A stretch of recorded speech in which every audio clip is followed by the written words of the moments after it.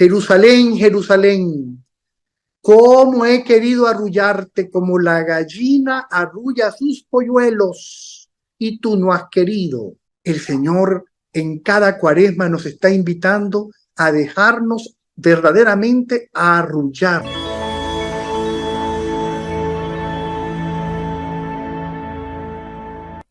Mucho gusto, Padre Byron, y un saludo a todos los que nos están viendo y escuchando por este canal que es de tanta edificación espiritual.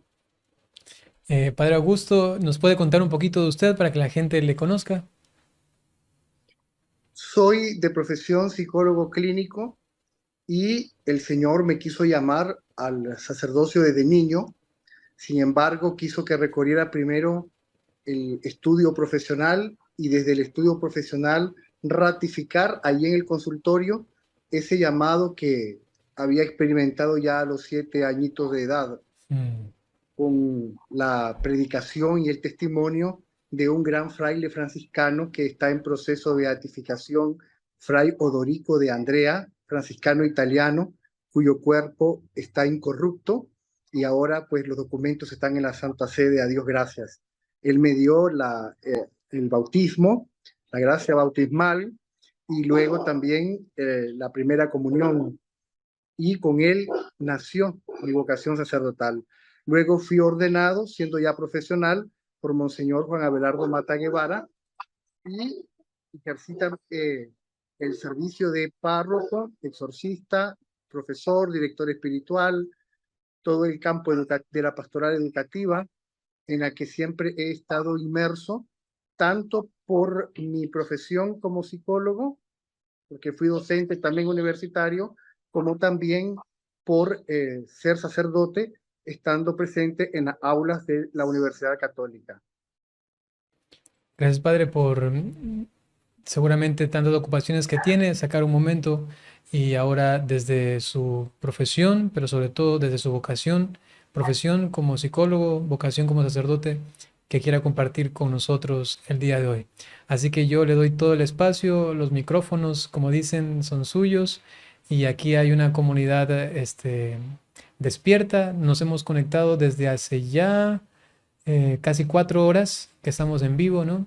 Han venido aquí muchas personas, han hablado, dado sus testimonios sobre todo, y usted es el primer, digamos, tema específico que nos quiere compartir, así que todos van a estar como muy atentos. Les pido por favor, queridos hermanos, para que esto no solamente quede aquí en la cabecita, sino que sobre todo adentro en el corazón y tenga un efecto para nosotros.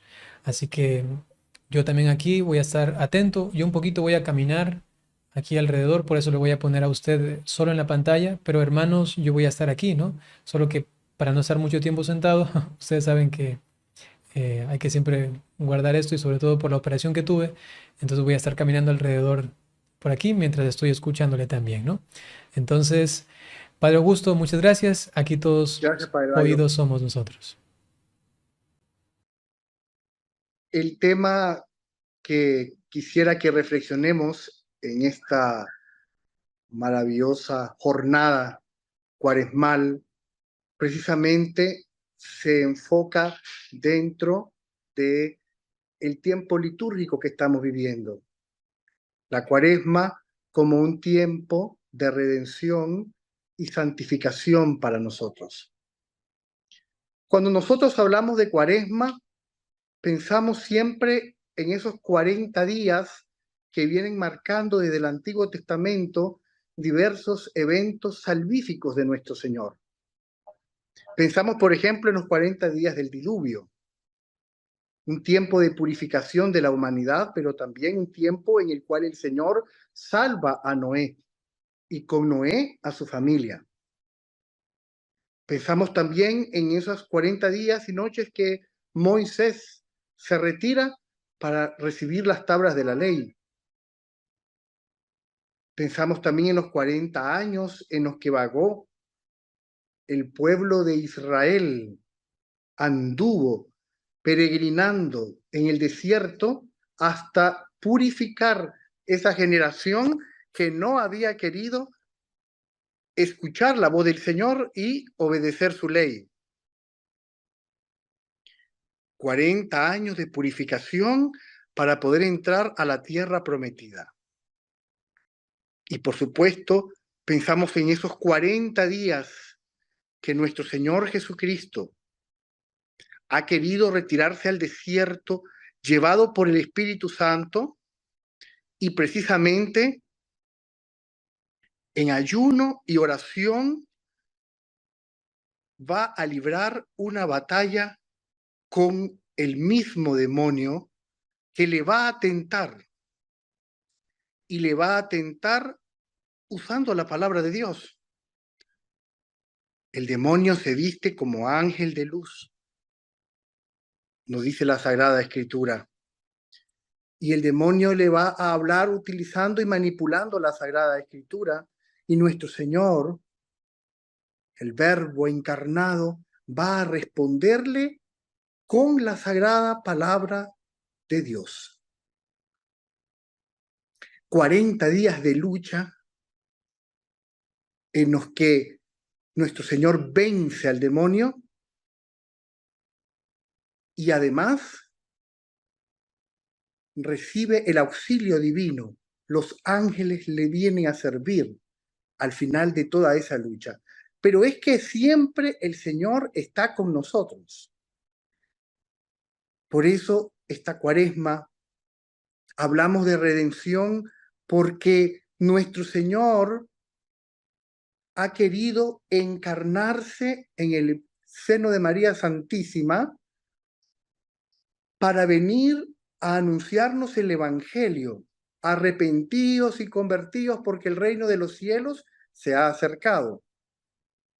Pero también porque nuestro Señor quiere salvar nuestra alma.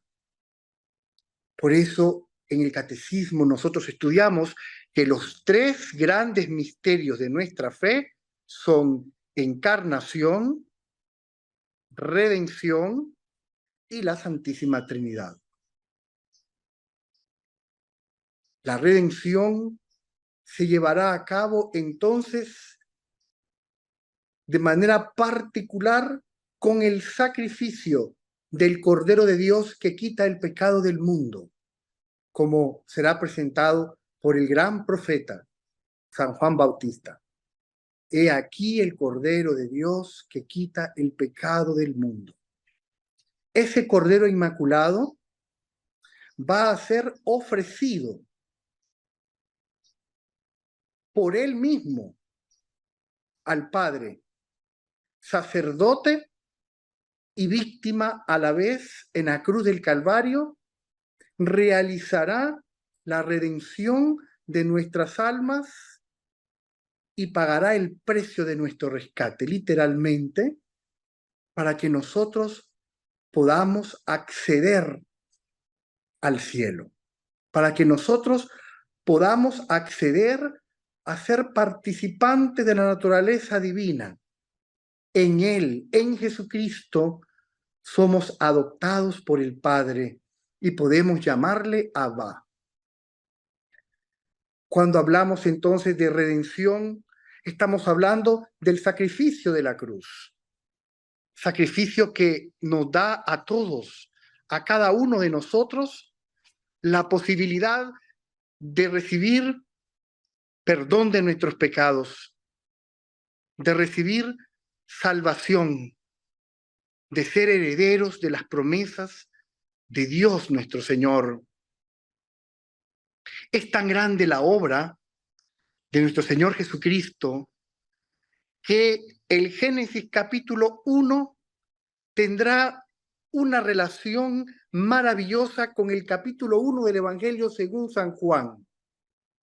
Ustedes recordarán aquel episodio de la película de Mel Gibson, La Pasión de Cristo, en donde nuestro Señor, cargando con la cruz, cae y nuestra Madre María Santísima se le acerca y nuestro Señor le dice: Madre, he aquí, hago todas las cosas nuevas.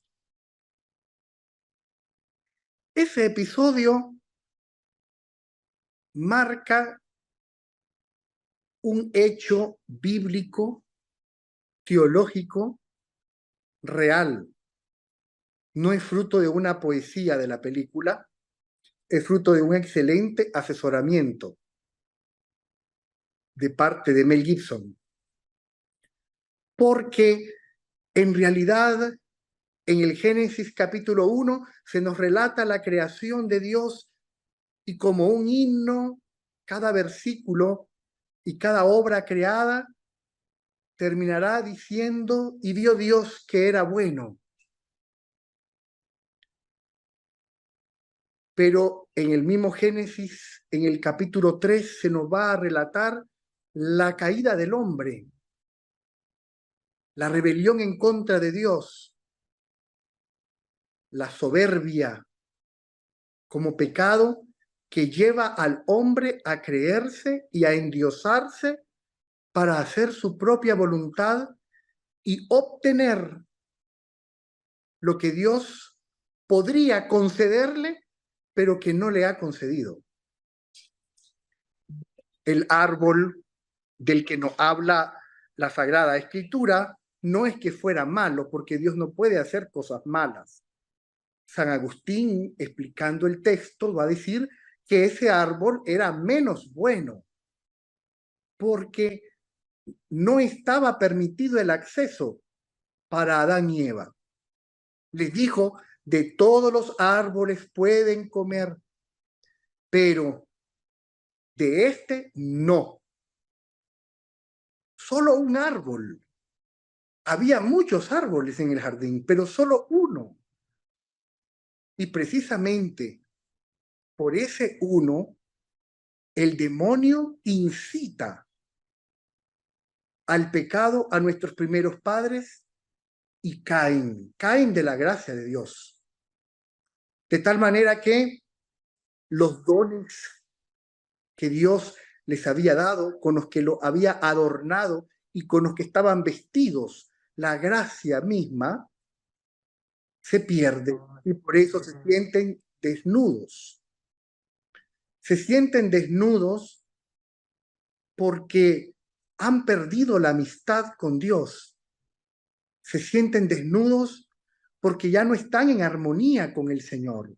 Se ha roto la comunión con Dios, pero no solamente la comunión con Dios, se ha roto la comunión entre ellos mismos.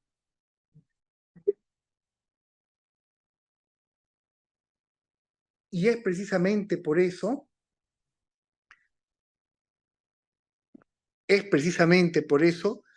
que el Evangelio va a retomar la necesidad de indicar a nuestro Señor como el verbo que precede a todo lo creado y que ha venido a buscarnos para hacernos hijos de Dios, hijos en el Hijo. San Juan capítulo 1 es pues entonces la nueva creación. Dios va a redimirnos. Dios va a redimirnos de todos nuestros pecados. Y Dios va a perdonarnos en Jesucristo si nosotros acudimos arrepentidos a Él, que es la condición básica para acceder a la misericordia de nuestro Señor. Podemos nosotros entonces contemplar ese misterio de la redención realizado por nuestro Señor y que forma parte del plan de Dios para restaurar una humanidad herida, para sanar una humanidad herida por el pecado y para acoger otra vez al hombre, el culmen de sus criaturas, la corona de su creación, acogerle como al hijo pródigo. Por eso la Cuaresma es un tiempo para meditar en el misterio de la redención de nuestro Señor. ¿Por qué el Señor ha muerto en una cruz? Porque nadie tiene amor más grande que este, que el que da la vida por sus amigos. La cruz será entonces el signo de que aquella comunión y armonía que nuestro Señor ha tenido con los primeros padres, Adán y Eva, es restaurada en el Calvario. También los santos padres de la Iglesia hablarán de que en el jardín del Edén estaba un hombre, una mujer y un árbol. Pero eso fue destruido por la serpiente infernal, por el demonio, que sintiendo envidia, celos, soberbia, quiere destruir al hombre creado a imagen de Dios y le hace rebelarse con su creador. Eso que fue allí una estrategia diabólica para apartar a la criatura de su creador, es redimido y restaurado en el Calvario. Y en el Calvario que vamos a tener, tendremos un hombre, el nuevo Adán, como le llamará San Pablo. Tendremos a una mujer, la nueva Eva, la Virgen María. Si Eva escuchó la voz de la serpiente, María Santísima, la nueva Eva, escuchará la voz de Dios y dirá: hágase en mí según su palabra. Fiat mihi secundum verbum tuum. Que se haga según la palabra divina, que actúe la palabra divina en mí. He aquí la esclava del Señor. Y estará el madero de la cruz, el árbol sobre el cual el cordero será sacrificado, inmolado de una vez y para siempre, y sustituirá todos los sacrificios del Antiguo Testamento. Ya no será necesario más sacrificios de animales, sino nuestro Señor Jesucristo ha pagado el precio de nuestra redención de una vez y para siempre. Y este misterio de la redención es el que meditamos en esta Cuaresma.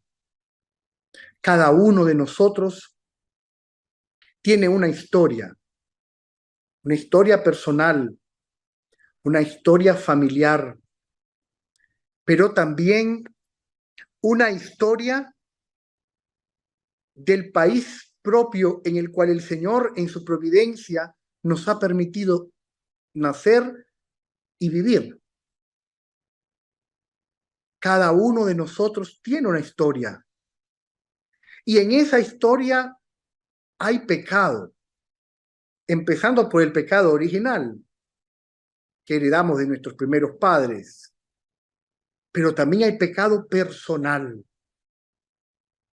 Y el Señor en cada Cuaresma nos está llamando a entrar al desierto, en el silencio, en la oración, en el ayuno, en la penitencia, para que allí podamos escuchar mejor la voz de Dios, la voluntad de Dios para nuestra vida. San Pablo nos va a recordar que Dios quiere la santificación de todos nosotros. Dios quiere que nos salvemos. Pero Dios no nos va a salvar sin nuestro consentimiento. Y esto está en la palabra de Dios escrita, la Biblia, está en la palabra de Dios oral, la santa tradición, explicada por los santos padres de la Iglesia. San Agustín dirá: el Dios que te creó sin tu permiso, no te salva sin tu permiso. Dios es misericordioso, Dios es amor, Dios es Padre bondadoso, y Dios siempre, siempre nos espera con los brazos abiertos. Pero hay algo que Dios no va a hacer por nosotros: forzarnos a ir con Él. Apocalipsis capítulo 3, verso 20, un texto precioso para este tiempo cuaresmal. He aquí, yo estoy a la puerta y llamo. Si alguno oye y abre la puerta, entraré y cenaré con él y él conmigo. Una clara alusión de ese libre albedrío que siempre el Señor respeta en su amor infinito por cada uno de nosotros. Toca a nuestro corazón, no tumba la puerta, toca a nuestro corazón, llama. Podríamos pensar en que nuestro corazón tiene una puerta que no tiene cerradura externa, solo interna, y la única llave la tenemos nosotros. Solo nosotros podemos abrir esa puerta, y esa puerta la está tocando el Señor en esta cuaresma. Una vez más, cada cuaresma vivida es un nuevo llamado del Señor para que cada uno de nosotros experimente el perdón de los pecados. Pero en la parábola del Hijo Pródigo encontramos también este misterio tan grande que es el libre albedrío. Cómo Dios, siendo omnipotente, puede salvarnos a todos y sin embargo nos ha dado un libre albedrío para que nosotros respondamos desde ese libre albedrío por su amor o demos la espalda a ese amor que Él nos ofrece. No nos esclaviza, no nos ha creado esclavos, nos ha creado con un libre albedrío. Por eso toca suavemente y toca de diversas maneras.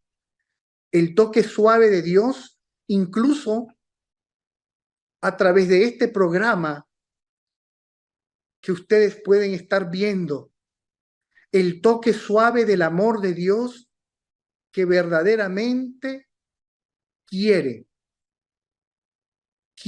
entrar en nuestra vida. ¿Y por qué quiere el Señor entrar en nuestra vida? Porque nos ve heridos por el pecado, porque nos ve que estamos sedientos de felicidad y sin embargo no la tenemos en el mundo, porque lo que el mundo ofrece no es eterno, porque el demonio ofrece mentiras,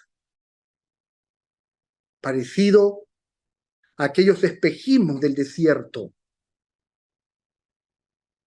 La inteligencia herida por el pecado original que ha dado lugar a la gran ignorancia, no saber qué es la felicidad. La afectividad herida también por el pecado original, dando lugar a tantas pasiones desordenadas y vicios que esclavizan. Si verdaderamente esta sociedad que hoy se llama más libre, porque está ya no sujeta, dicen ellos, a las mentiras y engaños esclavizantes de la religión católica, si esta sociedad fuera más feliz, no consumiera tanta droga. Si esta sociedad fuera más feliz, no hubiese tanto suicidio. Si esta sociedad fuese más feliz, sin Dios, porque proclaman con aquel filósofo Nietzsche, Dios ha muerto. Si esta sociedad fuese más feliz, no tuviéramos a las madres asesinando a sus hijos con el aborto y a los hijos asesinando a sus padres con eutanasia. No tuviéramos tantos matrimonios destruidos, divididos. Pero lamentablemente la afectividad herida por el pecado original y sin la gracia de Dios, da lugar solamente a pasiones desordenadas. Y San Agustín dirá, las cosas ordenadas descansan. Pero mientras no haya orden, no hay paz. Mientras no haya orden, no hay descanso. El descanso viene cuando Dios entra a la vida y entonces la afectividad se ordena y nace en el corazón del hombre el amor. Y luego también la voluntad, herida por el pecado original, debilitada, puede saber lo que es bueno, puede anhelar hacer lo bueno, pero hace lo malo, porque su voluntad está débil. Necesita de la gracia de nuestro Señor, necesita la gracia de los sacramentos, necesita esa gracia santificante, la gracia habitual y la gracia actual, que solamente Dios puede dar para que permanezcamos firmes en la fe, fieles a esa voluntad divina de que seamos felices. ¿Qué es la felicidad? San Agustín dice que el hombre busca felicidad, pero Dios mismo es la felicidad. En el fondo del hombre de hoy y en medio de tantas ocupaciones y tantas dispersiones, encontramos que el anhelo de felicidad sigue presente. Y aún cuando hay un odio visceral a la Iglesia Católica manifestado en múltiples formas, cuando aparecen tantas sectas religiosas, uno se da cuenta que esa búsqueda de Dios, que ese anhelo de lo eterno está presente porque el hombre ha sido creado a imagen de Dios. Tenemos una huella infinita que solo puede ser llenado por un ser infinito, Dios. El Señor ve ese corazón herido. Y por eso el Evangelio dirá que ha venido a sanar a los quebrantados de corazón. Y por eso se conmovía, porque miraba a las personas como ovejas que no tienen pastor. Qué dolor el de nuestro Señor. Ver a las multitudes y verlas como ovejas sin pastor. Y uno puede preguntarse qué pasaba entonces con los sumos sacerdotes de ese entonces, Anás y Caifás. Bueno, de hecho, sumo sacerdote solo podía haber uno, pero ya el judaísmo había caído en tal crisis espiritual que habían creado una figura para asegurar el poder que aumentaba las personas que podían ostentar el título de sumo sacerdote. Y luego tenemos el Sanedrín, también carente de toda adhesión a la verdad revelada en el Antiguo Testamento. Se había vuelto un lugar en donde muchos buscaban oportunidades para ostentar poder, dinero y un puesto importante en la sociedad. ¡Ay de ustedes, fariseos, hipócritas!, dirá tantas veces el Señor. Pues eso era el judaísmo. ¿Cómo podían pastorear a las almas? ¿Y de qué servía entonces tanto sacrificio ofrecido en el templo? Este pueblo de labios me honra, pero su corazón está lejos de mí, dirá el Señor.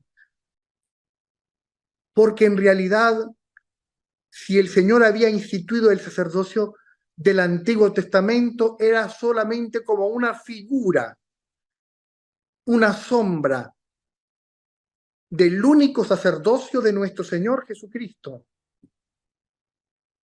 Nosotros los sacerdotes participamos en jerarquía del único sacerdocio en el Nuevo Testamento. El único sacerdote es nuestro Señor Jesucristo, sumo y eterno sacerdote. Y los obispos y presbíteros participamos de ese sacerdocio por jerarquía, pero es una participación del único sacerdocio, porque el único sacerdote es Jesucristo. Y como Él es el sacerdote, siente en su corazón el dolor de las almas. No necesitaba que nadie le dijera lo que había en el corazón del hombre, dirá la Sagrada Escritura, porque Él sabía lo que había en el hombre, sabía perfectamente la sed profunda de felicidad, la frustración, la soledad y el abandono en el que se encontraba su pueblo, el abandono espiritual.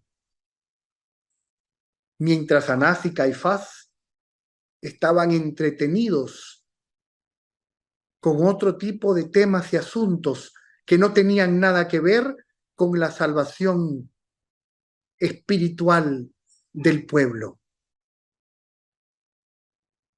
Qué grande nuestro Señor en su amor y en su misericordia. Les ve como ovejas sin pastor, pero no solamente eso. También nuestro Señor va a dar una respuesta a esa necesidad y va a escoger apóstoles, a quienes después va a instituir como obispos, de los cuales son sucesores todos los nuestros obispos y sacerdotes, para que continúen esa obra de apacentar. Jerusalén, Jerusalén, cómo he querido arrullarte como la gallina arrulla sus polluelos, y tú no has querido.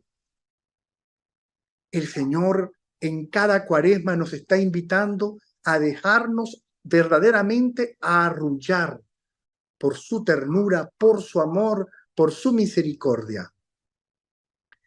Y entiende y comprende toda nuestra situación particular, toda nuestra realidad y nuestra historia. Y nos ve con ojos de compasión y nos ama infinitamente y toca a nuestra puerta. Mientras tanto, todo ese pueblo sigue a nuestro Señor, quiere escuchar su palabra. Y sin embargo, no todos tienen sinceridad en su corazón. No todos le buscan para cambiar de vida. No todos le buscan para transformar sus caminos a los caminos del Señor. Fíjense ustedes que Judas Iscariote ha sido amado por nuestro Señor, elegido para ser apóstol, y nuestro Señor ha explicado las parábolas de manera particular a los apóstoles y les ha hablado del reino y de los misterios del reino de una manera especial a sus apóstoles, quienes han participado de forma directa y cercana con él, de su vida, de su predicación, de su obra, de sus milagros. Judas Iscariote fue testigo de todo eso. Y sin embargo, Judas Iscariote fue capaz de venderlo por 30 monedas. Él también estuvo presente en momentos culmen de la manifestación del Verbo encarnado. Pero sin embargo, lo vendió. Porque Judas Iscariote tenía otras expectativas. Quería un Cristo según su medida, según sus expectativas. Un Cristo que liberara a Israel del poder político de Roma. En ninguno de los 4 evangelios se lee de los labios de nuestro Señor una palabra contra el emperador romano. En ninguno de los 4 evangelios. Simplemente porque nuestro Señor viene a recrear al hombre. Y se da cuenta que no se trata de cambiar instituciones, estamentos sociales, estructuras de poder humano.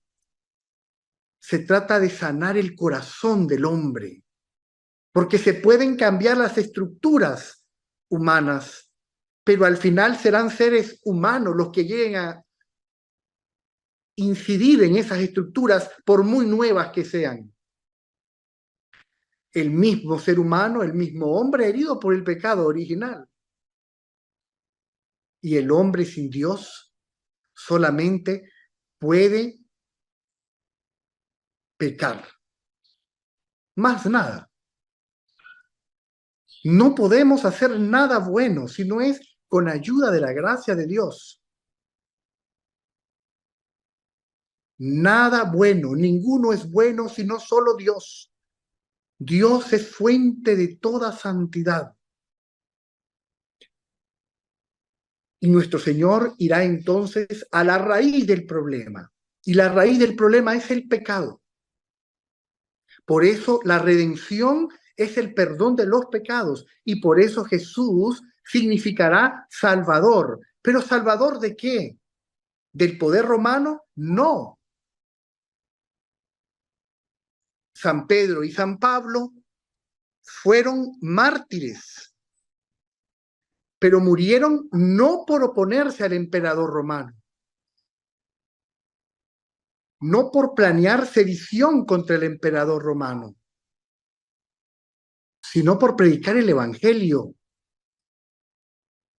por predicar la buena noticia, por anunciar a nuestro Señor Jesucristo, crucificado y resucitado.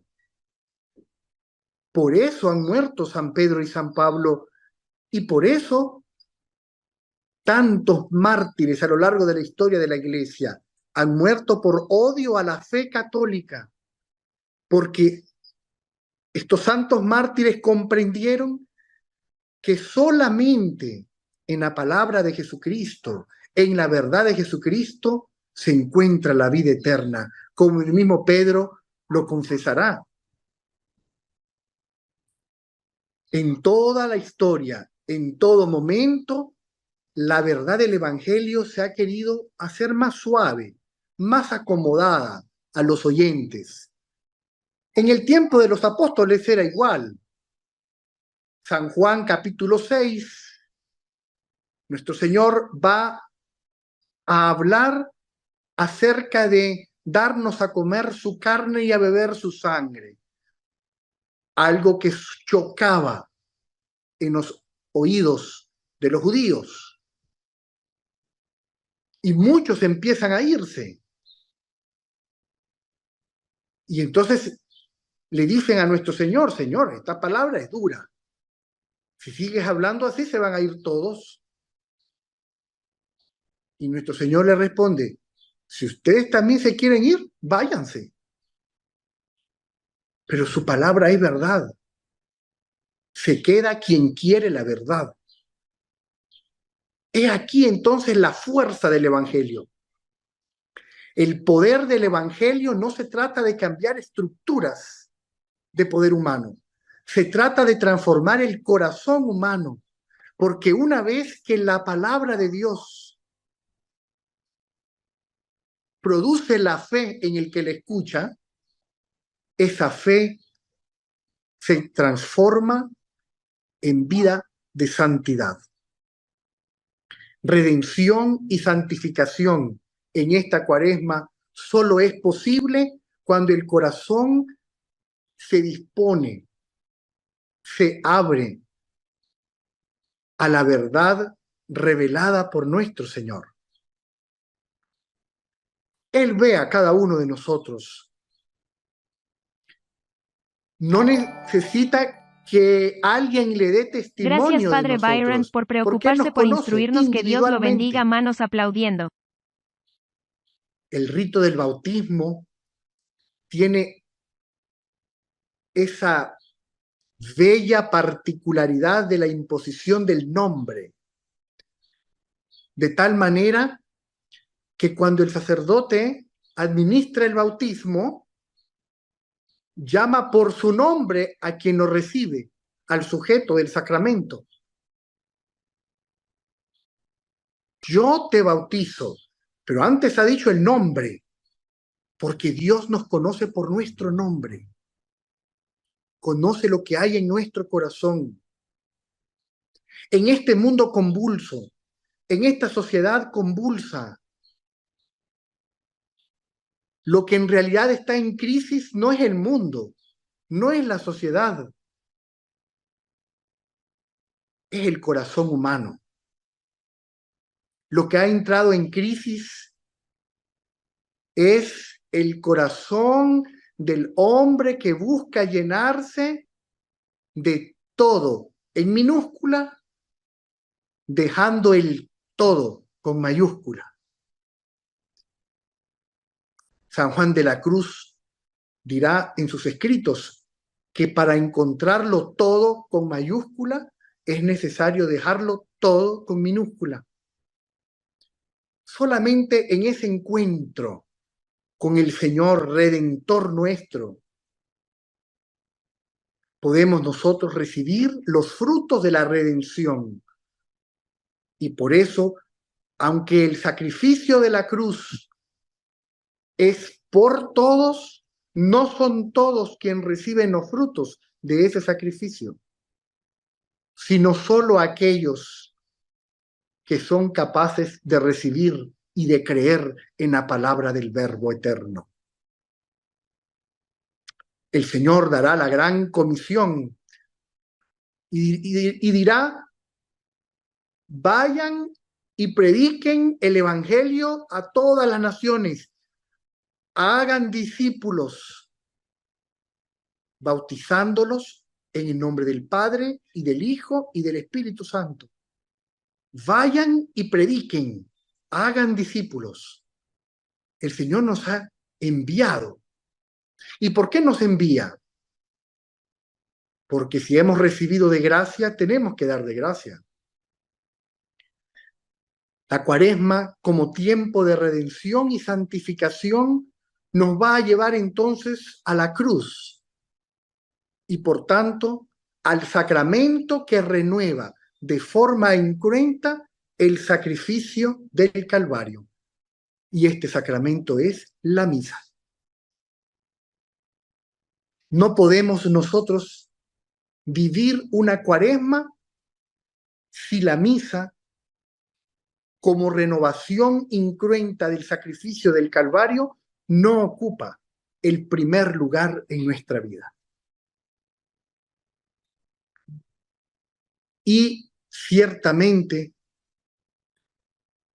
los frutos infinitos de la cruz son también donados en cada misa. Sin embargo, para poder recibir estos frutos se necesita disponibilidad. Velen y oren para que no entren en tentación.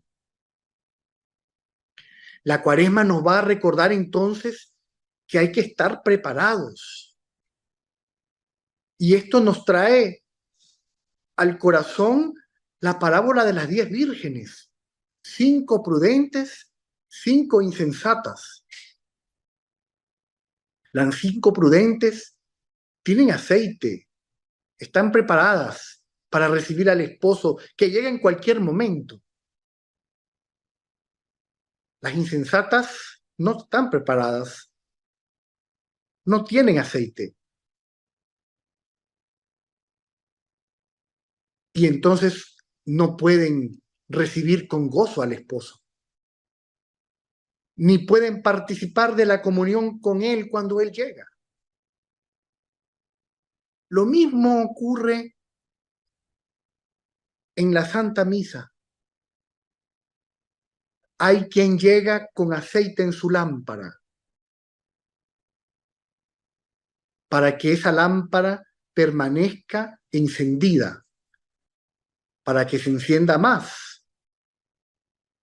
O si estaba apagada, para que con una gracia de conversión en la Santa Misa le haga volver a la reconciliación con Dios, a la confesión, a recibir la misericordia del Padre, que siempre nos espera. No hay pecado más grande que el amor de Dios, pero hay necesidad de reconocer el pecado, de confesarlo, de pedir perdón y de tener un propósito de cambio. Eso hace posible entonces que el Señor entre en nuestra vida y nos llene con sus gracias en abundancia. El sacrificio cruento del Calvario, renovado en cada altar por el sacerdote católico de forma incruenta, será entonces la fuente de infinitas gracias para todos aquellos que acuden para recibir en la misa las gracias que nuestro Señor nos da para nuestra santificación. Todos los santos han amado la misa, porque todos los santos han amado la contemplación de la pasión de nuestro Señor. Pasión y misa, una sola realidad. Necesitamos volver entonces al Padre. Y para concluir esta reflexión, quiero animarles cada día a rezar para que podamos vivir la misa como si fuera primera y última misa de nuestra vida. Pero también rezar por el sacerdote, por las vocaciones sacerdotales, porque sin sacerdote no hay misa. Aunque haya toda una iglesia llena de fieles santos, sin sacerdote católico no hay misa. Solamente el sacerdote puede renovar el sacrificio cruento del Calvario de forma incruenta sobre el altar, para que esa víctima ofrecida al Padre sea nuestro alimento en la Sagrada Comunión. Comer cuerpo, sangre, alma y divinidad de nuestro Señor para tener vida eterna y recibir en cada comunión sanidad, salvación, gracia santificante. Que Dios nos ayude por intercesión de María Santísima y de San José, terror de los demonios, a vivir una cuaresma en el desierto, usando los medios de santificación que la Iglesia pone a nuestra disposición y acudiendo al sacramento de la confesión, pidiendo al Señor un verdadero dolor de pecados. Que Dios nos bendiga y nos ayude a todos. Padre Augusto, muchas gracias por su compartir. Muchas gracias también por la profundidad, ¿no?, con la que imparte los temas, sobre todo al respecto de la vivencia espiritual más profunda, más intensa de nuestra relación con Dios, con la Iglesia, con los sacramentos y también en este tiempo de gracia y de salvación que es el tiempo de Cuaresma, ¿no? Gracias por también habernos regalado un poquito de su tiempo, ¿no? Porque esto también es de mucho valor y por hacernos conciencia de que no estamos en cualquier momento, ¿no? Sino que también hay dificultades en la iglesia, pero al mirar la realidad, en este caso de una gracia o del alma en gracia, perdón, y del don del sacerdocio en medio de este mundo a veces tan loco, ¿no? Podemos encontrar una esperanza y el encuentro con Jesús de Eucaristía pues nos fortalece para realizar esto con una alegría, porque también sería lamentable vivir el tiempo de Cuaresma, la relación en la iglesia, en el mundo y nuestra vocación específica sin este grato don del cielo, ¿no? La esperanza como virtud teologal que nos anima constantemente. Padre Augusto, aunque todavía no termina el programa, aún nos quedan 3 horas y media de programa. ¿Nos podría regalar igualmente la bendición para que en medio de este camino pues nos sostenga para llegar vivos al final? Claro, gracias, Padre Byron. Un gran gusto poder compartir eh, con todos ustedes en este día de jornada cuaresmal especial. Les animo a seguir adelante en el tiempo que falta para que el Señor fortalezca e ilumine sus vidas y hagan camino de conversión. Pedimos primero la intercesión de María Santísima, en el nombre del Padre y del Hijo y del Espíritu Santo. Amén. Bajo tu amparo nos acogemos, Santa Madre de Dios.